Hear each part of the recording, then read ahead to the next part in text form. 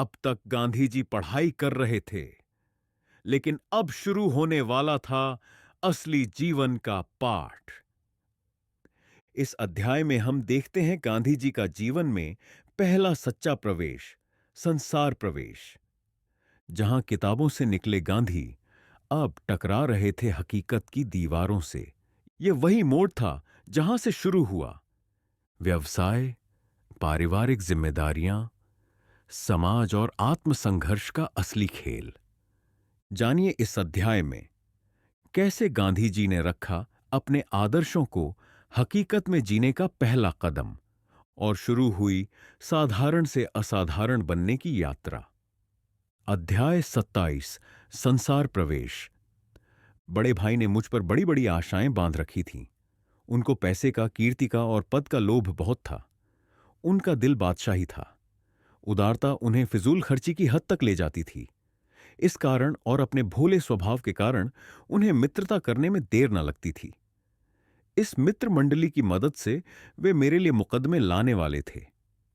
उन्होंने यह भी मान लिया था कि मैं खूब कमाऊंगा, इसीलिए घर खर्च बढ़ा रखा था। मेरे लिए वकालत का क्षेत्र तैयार करने में भी उन्होंने कोई कसर नहीं रखी थी। जाति का झगड़ा मौजूद ही था। उसमें दो तड़ें पड़ गई थीं। एक पक्ष ने मुझे तुरंत जाति में ले लिया, दूसरा पक्ष न लेने पर डटा रहा। जाति में लेने वाले पक्ष को संतुष्ट करने के लिए राजकोट ले जाने से पहले भाई मुझे नासिक ले गए। वहां गंगा स्नान कराया और राजकोट पहुंचने पर जाति भोज दिया। मुझे इस काम में कोई रुचि न थी। बड़े भाई के मन में मेरे लिए अगाध प्रेम था। मैं मानता हूं कि उनके प्रति मेरी भक्ति भी वैसी ही थी। इसलिए उनकी इच्छा को आदेश मानकर मैं यंत्र की भांति बिना समझे उनकी इच्छा का अनुसरण करता रहा। जाति का प्रश्न इससे हल हो गया। जाति की जिस तट से मैं बहिष्कृत रहा, उसमें प्रवेश करने का प्रयत्न मैंने कभी नहीं किया। न मैंने जाति के किसी मुखिया के प्रति मन में कोई रोष रखा। उनमें मुझे तिरस्कार से देखने वाले लोग भी थे। उनके साथ में नम्रता का बर्ताव करता था। जाति के बहिष्कार संबंधी कानून का मैं संपूर्ण आदर करता था। अपने सास ससुर के घर अथवा अपनी बहन के घर मैं पानी तक न पीता था। वे छिपे तौर पर पिलाने को तैयार भी होते, पर जो काम खुले तीर से न किया जा सके उसे छिपकर करने के लिए मेरा मन ही तैयार न होता था। मेरे इस व्यवहार का परिणाम यह हुआ कि जाति की ओर से मुझे कभी कोई कष्ट नहीं दिया गया। यही नहीं, बल्कि आज भी मैं जाति के एक विभाग में विधिवत बहिष्कृत माना जाता हूं। फिर भी उनकी ओर से मैंने सम्मान और उदारता का ही अनुभव किया है। उन्होंने मेरे कार्य में मुझे मदद भी दी है और मुझसे यह आशा तक नहीं रखी कि जाति के लिए मैं कुछ न कुछ करूं। मैं ऐसा मानता हूं कि यह मधुर फल मेरे अप्रतिकार का ही परिणाम है। यदि मैंने जाति में सम्मिलित होने की खटपट की होती, अधिक तड़ें पैदा करने का प्रयत्न किया होता, जाति वालों को छेड़ा चिढ़ाया होता, तो वे अवश्य मेरा विरोध करते और मैं विलायत से लौटते ही उदासीन और अलिप्त रहने के स्थान पर खटपट के फंदे में फंस जाता और केवल मिथ्यात्व का पोषण करने वाला बन जाता। पत्नी के साथ मेरा संबंध अब भी जैसा मैं चाहता था वैसा बना नहीं था। विलायत जाकर भी मैं अपने ईर्ष्यालु स्वभाव को छोड़ नहीं पाया था। हर बात में मेरा छिद्रान्वेषण और मेरा संशय वैसा ही बना रहा। इससे मैं अपनी मनोकामनाएं पूरी न कर सका। पत्नी को अक्षर ज्ञान तो होना ही चाहिए। मैंने सोचा था कि यह काम मैं स्वयं करूंगा, पर मेरी विषयासक्ति ने मुझे यह काम करने ही न दिया और अपनी इस कमजोरी का गुस्सा मैंने पत्नी पर उतारा। एक समय तो ऐसा भी आया जब मैंने उसे उसके मायके ही भेज दिया और अतिशय कष्ट देने के बाद ही फिर से अपने साथ रखना स्वीकार किया। बाद में मैंने अनुभव किया कि इसमें मेरी नादानी के सिवा कुछ नहीं था। बच्चों की शिक्षा के विषय में भी मैं सुधार करना चाहता था। बड़े भाई के बालक थे और मैं भी एक लड़का छोड़ गया था जो अब 4 साल का हो रहा था। मैंने सोचा था कि इन बालकों से कसरत कराऊंगा, इन्हें मजबूत बनाऊंगा और इन्हें अपने सहवास में रखूंगा। इसमें भाई की सहानुभूति थी। इसमें मैं थोड़ी बहुत सफलता प्राप्त कर सका था।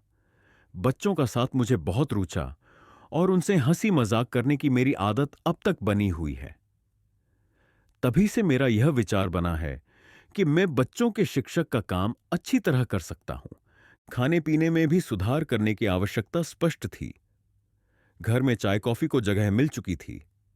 बड़े भाई ने सोचा कि मेरे विलायत से घर लौटने के पहले घर में विलायत की कुछ हवा तो दाखिल हो ही जानी चाहिए। इसलिए चीनी मिट्टी के बर्तन, चाय आदि जो चीजें पहले घर में केवल दवा के रूप में और सभ्य मेहमानों के लिए काम आती थीं, वे अब सबके लिए बरती जाने लगीं। ऐसे वातावरण में मैं अपने सुधार लेकर पहुंचा। ओटमील पॉरेज, जई की लपसी को घर में जगह मिली। चाय कॉफी के बदले कोको शुरू हुआ। पर यह परिवर्तन तो नाम मात्र को ही था। चाय कॉफी के साथ कोको और बढ़ गया। बूट मोजे घर में घुस ही चुके थे। मैंने कोट पतलून से घर को पुनीत किया। इस तरह खर्च बढ़ा, नवीनताएं बारचां बढ़ी। घर पर सफेद हाथी बंध गया। पर यह खर्च लाया कहां से जाए? राजकोट में तुरंत धंधा शुरू करता हूं तो हंसी होती है। मेरे पास ज्ञान तो इतना भी न था कि राजकोट में पास हुए वकील के मुकाबले में खड़ा हो सकूं। तिस पर फीस उससे 10 गुनी लेने का दावा। कौन मूर्ख मुवक्किल मुझे काम देता? अथवा कोई ऐसा मूर्ख मिल भी जाए तो क्या मैं अपने अज्ञान में धृष्टता और विश्वासघात की वृद्धि करके अपने ऊपर संसार का रण और बढ़ा लूं? मित्रों की सलाह यह रही कि मुझे कुछ समय के लिए बंबई जाकर हाई कोर्ट की वकालत का अनुभव प्राप्त करना और हिंदुस्तान के कानून का अध्ययन करना चाहिए, और कोई मुकदमा मिल सके तो उसके लिए कोशिश करनी चाहिए। मैं बंबई के लिए रवाना हुआ।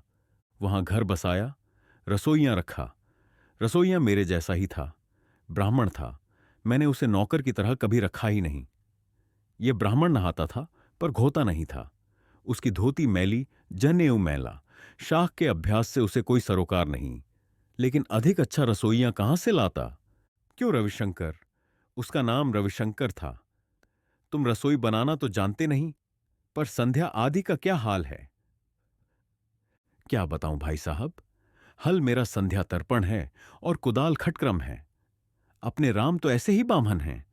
कोई आप जैसा निबाह ले तो निभ जाए, नहीं तो आखिर खेती तो अपनी है ही। मैं समझ गया, मुझे रविशंकर का शिक्षक बनना होगा। समय मेरे पास बहुत था। आधी रसोई रविशंकर बनाता और आधी मैं। मैंने विलायत की अन्नाहार वाली खुराक के प्रयोग यहां शुरू किए। एक स्टोव खरीदा। मैं स्वयं तो पंक्तिभेद को मानता ही न था। रविशंकर को भी उसका आग्रह न था। इसीलिए हमारी पटरी ठीक जम गई। शर्त या मुसीबत, जो कहो सो यह थी कि रविशंकर ने मैल से नाता न तोड़ने और रसोई साफ रखने की सौगंध ले रखी थी। लेकिन मैं 4-5 महीने से अधिक बंबई में रह ही न सकता था, क्योंकि खर्च बढ़ता जाता था और आमदनी कुछ भी न थी। इस तरह मैंने संसार में प्रवेश किया। बारिस्टरी मुझे अखरने लगी। आडंबर अधिक, कुशलता कम, जवाबदारी का ख्याल मुझे दबोच रहा था। तो दोस्तों, ये था अध्याय 27, संसार प्रवेश, जहां गांधी जी ने शिक्षा से निकलकर जीवन की असली पाठशाला में कदम रखा। अगर ये वीडियो आपको प्रेरणादायक लगा हो तो लाइक करें, शेयर करें और कमेंट में बताएं। आपको कब लगा था कि आप सच में संसार में प्रवेश कर चुके हैं? ऐसे ही गहरे और सच्चे अनुभवों के लिए द भारत डायलॉग्स को सब्सक्राइब करें। मिलते हैं अगले अध्याय में। जय हिंद।